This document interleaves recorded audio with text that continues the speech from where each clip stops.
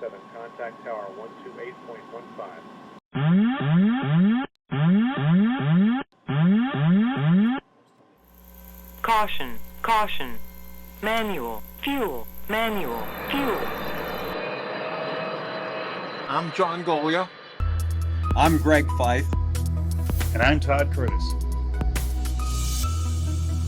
And we are the Flight Safety Detectives. Between us, we have over a century of aviation accident investigation and safety experience to draw on as we discuss issues that affect all of us. So we are qualified to share our perspectives on accidents and incidents and what can be learned from them for the future. We're proud to say that we have two sponsors that really relate to the topic of aviation safety: the Professional Aviation Maintenance Association, or PAMA, and Avemco Insurance. Later on in the show, we'll tell you how you can get a 5% discount on your insurance just for listening to the show. We don't just dissect the official reports. In every episode, we identify safety issues and take the mystery out of accident investigations. So maybe pilots and their planes can have safer flights ahead.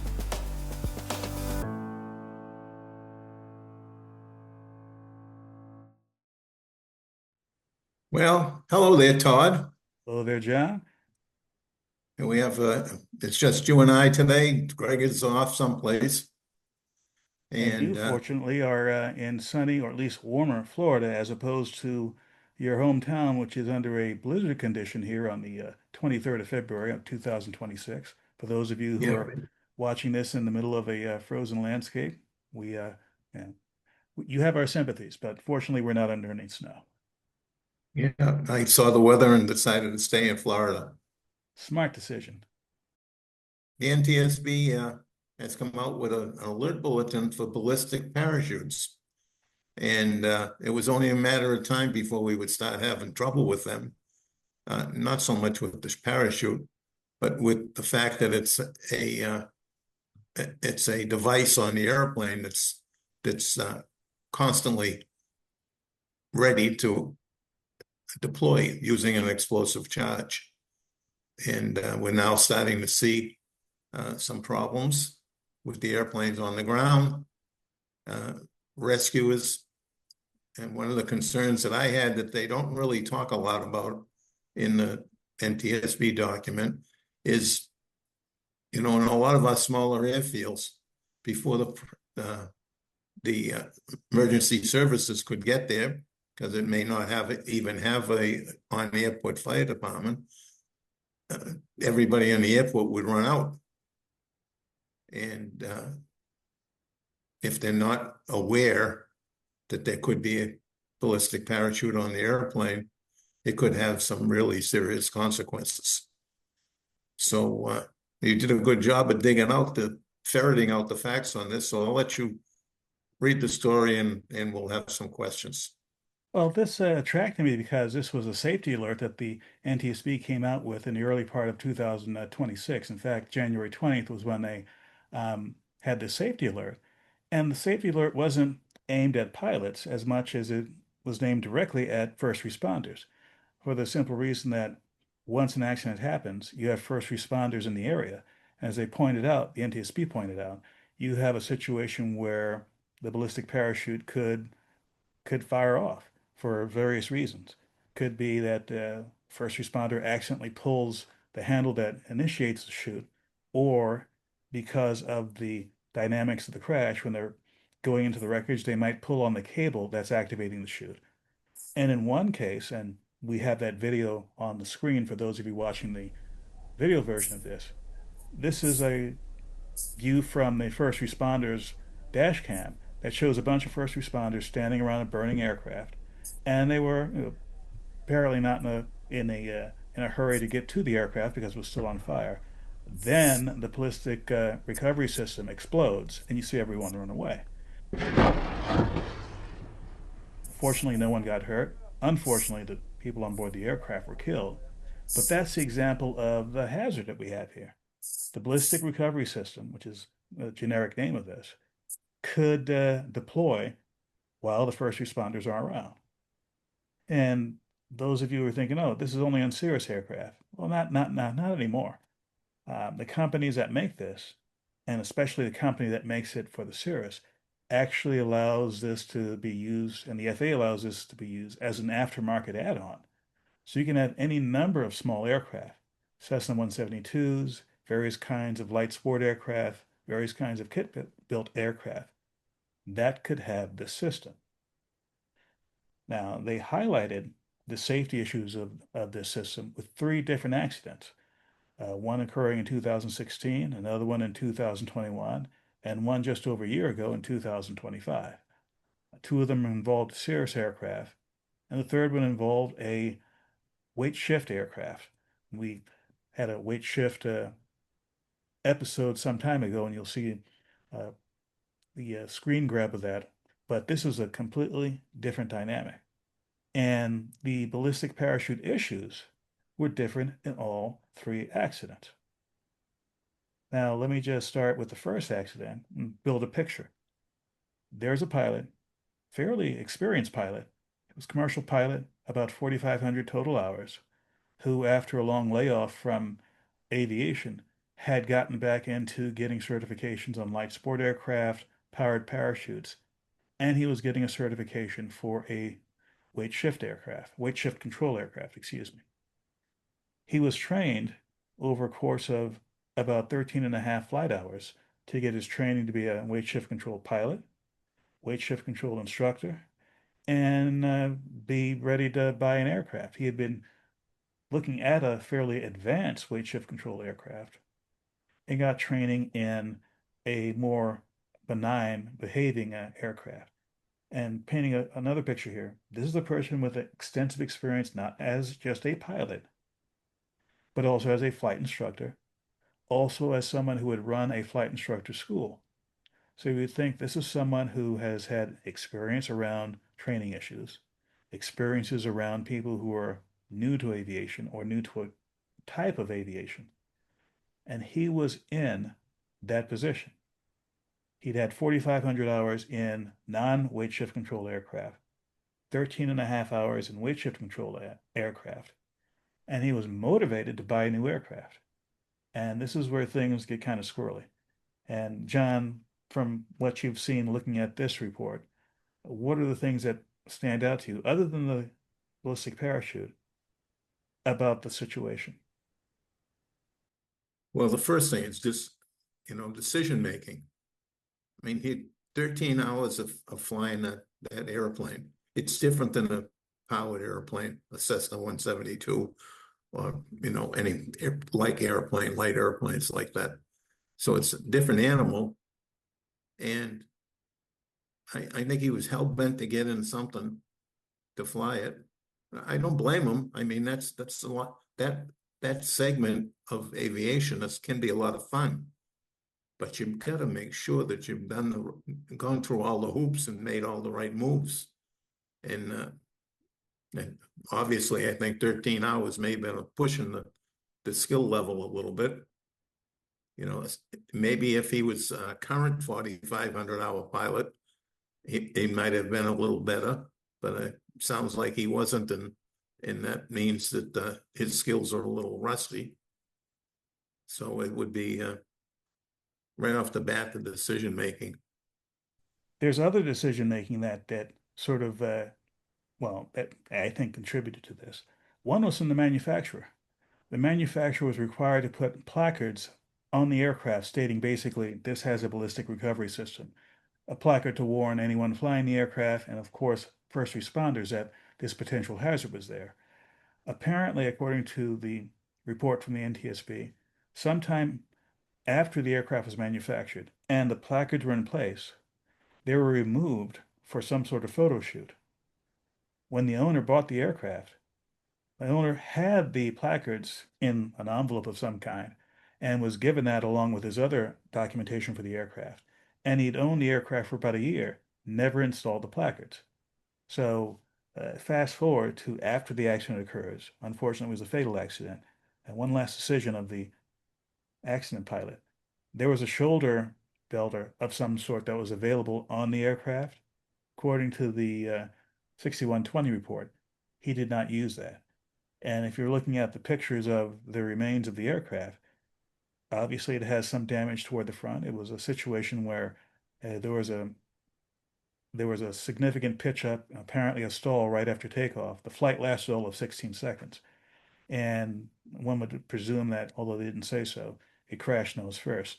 Don't know if the shoulder belt would have saved him. But again, decision making of the pilot. If you had the safety system in the aircraft, why wasn't he using it? That question wasn't addressed. Now, fast forward to the post accident, you have the first responders there. One of the first responders laid open the possibility, hey, there could be a ballistic parachute on this. He was ignored. Well, I'm assuming it was a he. The first responder was ignored. Sometime later, an NTSB representative showed up and said that there might have been a ballistic parachute on board. That's when the first responders kept their distance and they found that there was indeed a parachute and it was deactivated. So, pilot decision making aside, the issue for the first responders was here's an aircraft that did not have required placards in place, and you had a first responder who opened up the possibility, hey, this could have a ballistic recovery system in it, and he or she was ignored.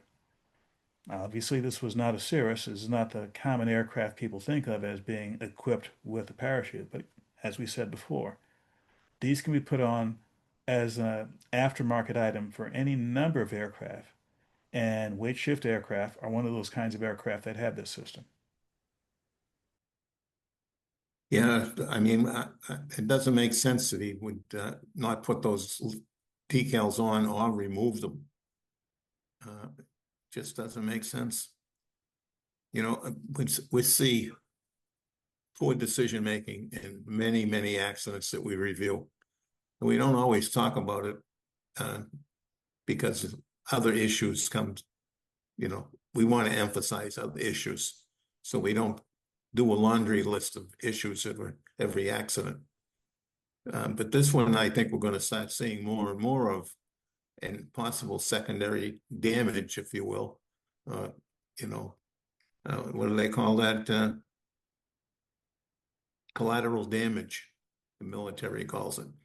We're probably going to start to see some collateral damage of first responders and other people, good Samaritans, that try to get people out of a crash, run out to the airplane quickly because it's on fire.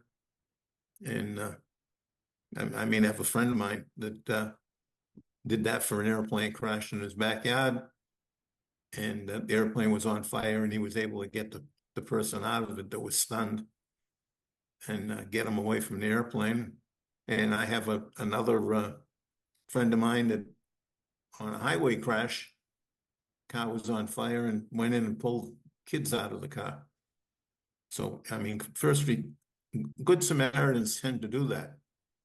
And with ballistic parachutes that are in, the general public's not going to know about them. So that's going to be a hazard, big hazard for the good Samaritan. And without decals, it's going to be very hazardous to the first responders. And even with decals, that is a level of hazard in there as well. Like you said, just opening a hatch or pulling on a cable could deploy it.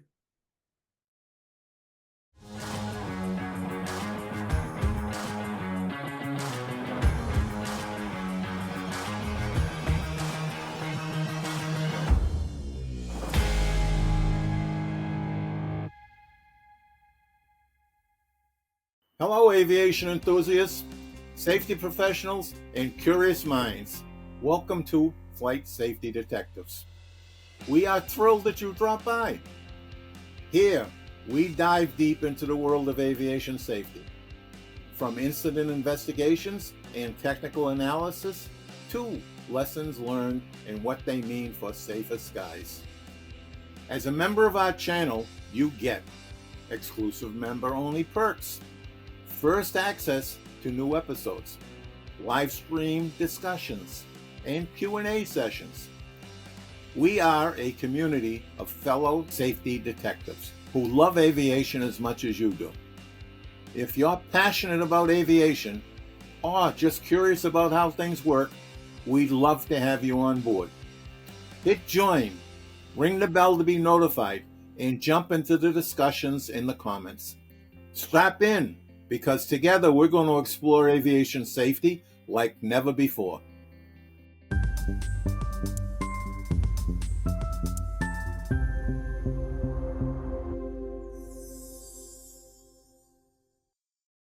Now, in contrast to the first event where there was decision-making issues all around, the second one from 2021 involved a Cirrus over Arizona where the pilot took off, was at 10,000 feet, encountered an engine problem, and realized that they had to get the aircraft on the ground.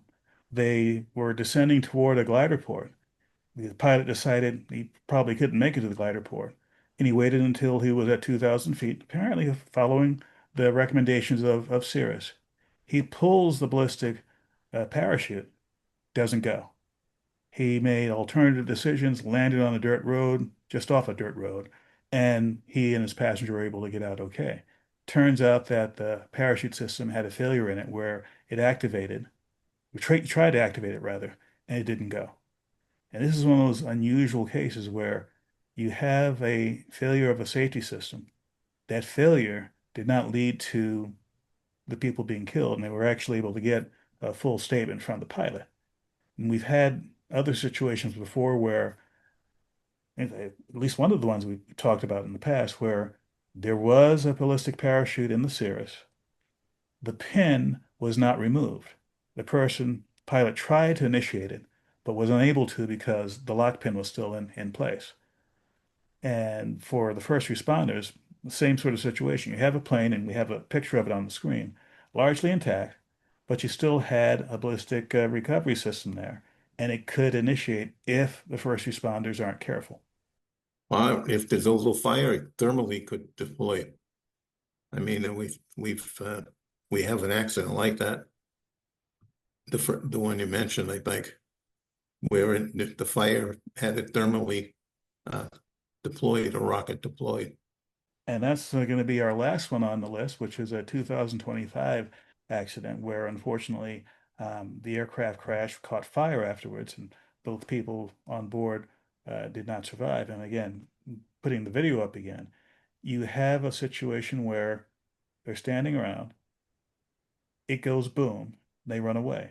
Luckily, nobody got hurt. But it just goes to show you that not only with Cirrus aircraft, which was the case with this last one, but any other kinds of aircraft that may have the system on it.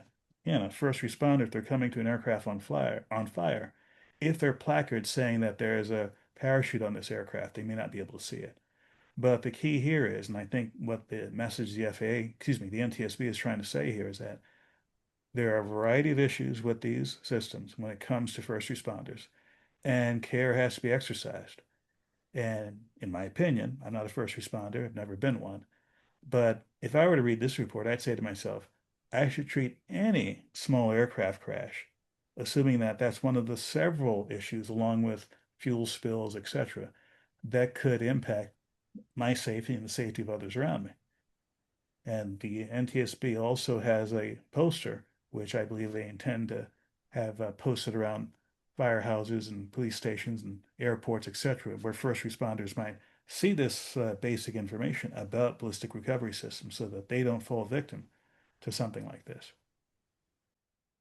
You know, aviation is risky. And here we go with something that nobody expected. The ballistic parachute on Cirrus is a great idea. Using that parachute on a whole bunch of other airplanes, especially training airplanes, like the Cessna 172, I mean, makes a lot of sense. And it has the potential of saving lives, but it's also risky. And, you know, there's no easy answer to it. I would like to see more ballistic parachutes on more airplanes because it's going to save lives. But it would be a tragedy if we had a ballistic parachute on an airplane that cost a first responder or a good Samaritan because they weren't aware of it. So it has somewhat of a double-edged sword. And this is the case with any change to an aircraft, even if it's a safety system to make it less likely that certain events happen. Whenever you put a new system or a new set of procedures, new hardware, new software. The possibility exists that there could be other hazards introduced by this that aren't so obvious at first, may not be evident until there's been some experience with using these. And these parachute systems have been around for a while. I'm not aware of any events where that system caused injuries or deaths to a first responder or anyone else after a crash. But like John's saying, in time, this might be an issue. And for the pilots here, obviously two of them did not survive, so they were not there to inform the first responders of what's going on. But one of the pilots did survive, was uninjured. I don't know if he informed them when they arrived, hey, I got a parachute on board. But for those of you who do have a system like this on your aircraft, if you're in an incident, doesn't matter what it is, and you have first responders there at your aircraft, inform them of anything that they should be aware of, whether or not you weren't able to cut off a system, whether or not you have a parachute on board and that it's still active and could be accidentally triggered if you accidentally pull the handle. So that's the takeaway I have from this. And another takeaway, or rather another message I forgot to mention, was the fact that we have members, people who have joined the Flight Safety Detectives. We appreciate all that you do by clicking on the subscribe button, and you can see the graphic I'm putting on board on the screen right now. You can go to the YouTube site and join, and at whatever level you think is appropriate. And even for those who don't join but want to get in touch with us, flightsafetydetectives@gmail.com. That's right, flightsafetydetectives@gmail.com. Make sure I pronounce that right. Send us your questions. Send us your comments. Even if it's not about ballistic recovery systems, we'd like to hear from you. And for you sponsors, or potential sponsors, I might say, imagine you getting close to our audience. Imagine you engaging with a clientele that is obviously engaged in aviation and aviation safety. You have a product, you have a service, you have a message, come to us. We'll figure out how to connect our audience with what you have to offer. And I think I Okay, already did my second to last word, so it's like time to go to the last word. and as usual, because these accidents involved with just what I'm going to say to you have not gone away. If you're going to go flying, you need to do a good job of pre-planning. We still find a bunch of accidents because the weather was disregarded, not given proper weight, maybe not fully disregarded. So you need to know the weather, where you are, where you're going, and what's going on in between. When you get to the airport, you need to do a good pre-flight. So many accidents have a poor pre-flight in the string of the chain of events that lead up to the accident. So you need to do a good pre-flight. And Todd has a good story that he raises every once in a while about an airplane that he was flying that had a wing replaced. And all of that raising questions before he went flying. So you really need to pay attention to all of it. And somebody just criticized me for fuel because I was saying that maybe we ought to just be filling the fuel tanks. And well, he said the criticism was that some airplanes are 100 gallons. Why do you want to carry around all that extra fuel? Well, the only reason why I say it is because we're running airplanes out of fuel. And I'm going to go back now and I'm going to start counting them. But considerable number, considerable. So I guess they're not gauging their fuel properly. So that's why I started to say fill the tanks. Now I don't want to fill a tank on a big 300-gallon fuel tank, but usually those airplanes are not used for recreational flying. But if you're flying all Cessnas or Piper or any one of them small single-engine airplanes, I mean, you got to keep your tanks full, especially with condensation. You're going to get water in the fuel, less water in the fuel if the tank is full, and less problems when you're flying, running out of fuel. And the selective's the other one. I just read another one about a week ago, where the selective valve was miscued. He ran out of fuel on approach. and crashed just on the edge of the airport property, a fatal. That was a really painful one to read because he was almost home and he didn't even know what had happened. The engine quit. He didn't even have a chance to respond to it. And another one that I just read recently, just to throw it out there with the fuel, is that the person moved his fuel lever from one tank to the other and overshot it and turned it off. And 2 minutes later, the engine quit and he didn't know why it quit. And before he figured it out, it was too late. So you really need to have all your senses on high when you're flying. And after you get up in the air, we have the most recent hazard that's been popping up, and that is a lot of airplanes in the air, a lot of them with student pilots. So you need to put your head on your swivel. You need to know what's going on around you when you're flying. Yeah, especially in and around airports where there's a lot of student activity. And with that, please, please fly safely.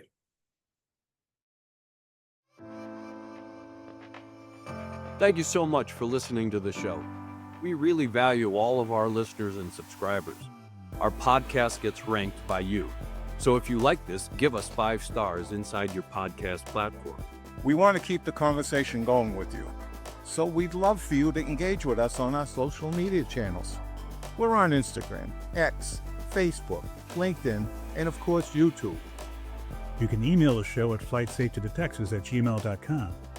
By the way, if you're watching this on YouTube, we're working on growing this channel, and it really helps if you all comment. So please do that. We read them all. And be sure to subscribe. For decades, Avemco Insurance Company has been an advocate for pilot safety by promoting and sponsoring continuous pilot training and education. One of their initiatives has been to reward pilots who actively participate in being more proficient with savings on their insurance premium through the Avemco Safety Rewards program. Pilots save by earning new ratings, getting recurrent training, participating in the Fast Team Wing program, and listening to podcasts like ours and other Avemco-related courses and training. Call 888-879-0389 for a free quote or visit avemco.com/flightsafety. Don't forget to tell them the Flight Safety Detective sent you for an automatic 5% off.